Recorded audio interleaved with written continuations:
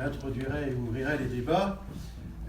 Je vais donc vous dire quelques mots et remercier tout d'abord la mairie de Nice, puisqu'aussi bien cette manifestation a vu le jour un soir où, avec Alexandre Emomout, le président de la section Nice, et Jessie Nakache, nous sommes rendus au bureau de M. Estrosi, et lors de cette entrevue, je lui ai expliqué que la LICRA, c'était la lutte contre le racisme, contre l'antisémitisme, mais aussi contre les discriminations.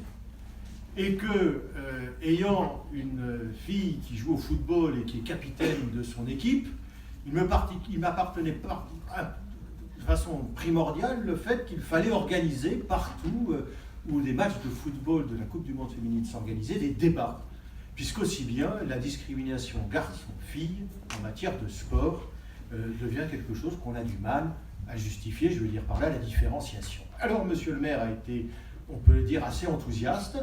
Avec la LICRA et Mme Wakninse monter cette manifestation. Tu remercieras Alexandre ceux que j'ai oubliés. En tout cas, nous sommes ici très bien reçus. Et vous voici ce soir dans cette conférence sport et discrimination. Et je vais vous dire 2-3 mots sur la discrimination. La discrimination, c'est d'abord une réduction. C'est la volonté de réduire l'autre à une portion de lui-même pour lui nier le droit d'être entièrement un homme ou une femme. C'est réduire cette personne ou à sa couleur de peau, son sexe, son orientation sexuelle, sa religion, pour en faire le fondement d'une différenciation et justifier qu'on lui refuse d'être un citoyen à part entière. C'est donc une réduction. C'est ensuite une assignation identitaire, qui rattache de l'extérieur des individus à des catégories. Ça peut être une catégorie ethno-raciale, de genre, de religion, d'orientation sexuelle. Ces pénalités infligées en raison de l'assignation structurent une hiérarchie et une stratification sociale et contribuent donc à façonner des inégalités en même temps que des identités trompeuses. Il faut savoir que dès les années 50, la LICRA s'est engagée dans la lutte contre les discriminations. Et que, j'ai là un texte assez long que je ne vous lirai pas, mais qui était une déclaration officielle que le président de la LICRA, au moment de l'apartheid dans les années 60 en Afrique du Sud, avait fait paraître et diffuser très largement. Il faut savoir qu'à cette époque, peut-être allons-nous revivre cette époque, la LICRA, c'était des dizaines et des dizaines et des dizaines de milliers d'adhérents et de militants un peu partout en Europe. La LICRA a accueilli Martin Luther King en 1966. Voilà, historiquement, à côté de l'accueil des réfugiés dans les années 30, des réfugiés d'ailleurs qui étaient la plupart du temps ou quasi systématiquement juifs, et c'est pour ça qu'elle s'est d'abord appelée la lutte contre les pogroms, puis la lutte contre l'antisémitisme. Mais je rappelle toujours qu'avant la Deuxième Guerre mondiale, dans l'objet social de la LICRA, il y avait la lutte contre l'antisémitisme, contre le racisme, l'antisémitisme et les discriminations. Très rapidement, cet objet social a été vécu pleinement par la LICRA. C'est dire que pour nous, la lutte contre les discriminations n'est pas secondaire.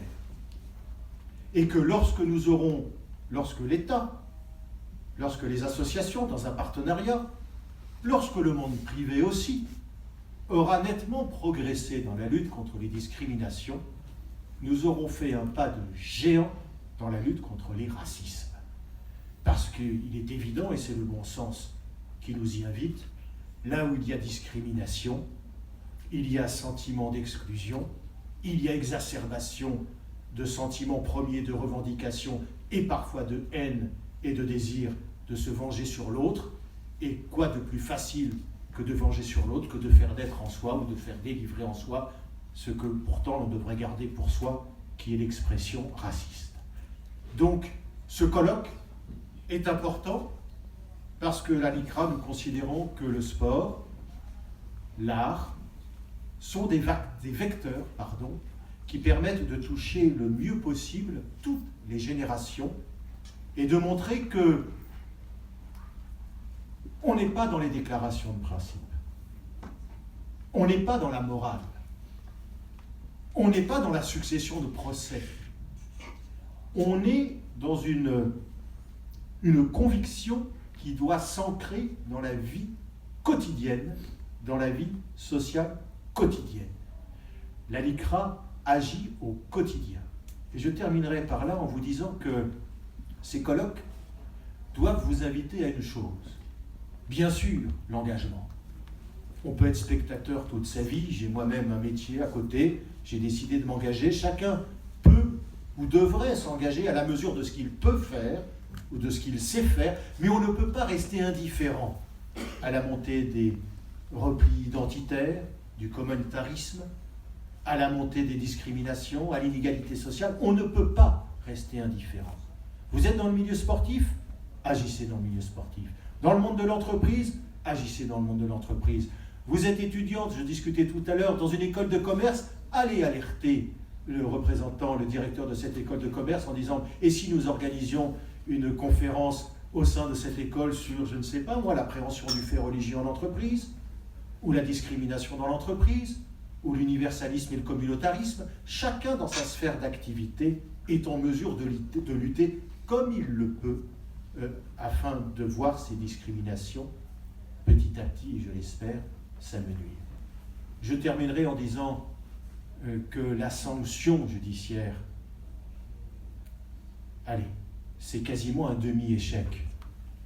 Quand on arrive au procès, c'est que des étapes ont été ratées, finalement. Mais ce qui prime avant tout, et vraiment la LICRA inscrit son engagement dans cette priorité, c'est l'éducation. L'éducation. Apprendre aux plus jeunes le doute, la critique. On ne naît pas raciste, on devient raciste par incompréhension ou non-acceptation de l'autre. Toujours s'attacher à ce souci qui fait qu'il y a plus de 40 000 lycéens et collégiens qui ont reçu la visite de bénévoles, qui fait que nous avons des conventions avec la Ligue de football professionnelle ou avec le PSG, j'en parlerai tout à l'heure, où au lieu de faire des procès, alors il faut dénoncer les faits quand ils sont illégaux, quand il y a discrimination, quand il y a édification d'un fichier ethnique, par exemple, où il est écrit noir, blanc, français, maghrébin, c'est illégal. On dénonce, mais est-ce qu'on poursuit? À la LICRA, nous avons dénoncé parce que c'est notre objet. Mais nous avons préféré autre chose. C'est nous tourner vers le club de football et lui dire, vos 300 salariés, on va les former par un MOOC à ce que l'on a le droit d'écrire et pas écrire.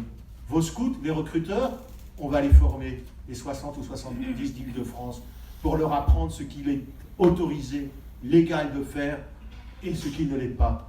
Car bien souvent, et je terminerai, ce n'est pas la mauvaise intention, l'intention de nuire ou l'intention malveillante, notre plus grand ennemi. C'est l'ignorance. C'est l'ignorance. Et je vous invite donc à avoir un colloque passionnant. Et puis, vous verrez qu'il y a peut-être une table derrière avec quelques magazines, quelques bulletins. Je ne sais pas, je n'ai pas été voir. Je ne sais pas si mon ami Alexandre a bien fait son travail. Mais si vous pouviez vous intéresser à ce que nous faisons et que vous comprenez que l'engagement au sein de notre association, c'est un engagement actif et passionnant, vous feriez de moi un président heureux. Bon après-midi.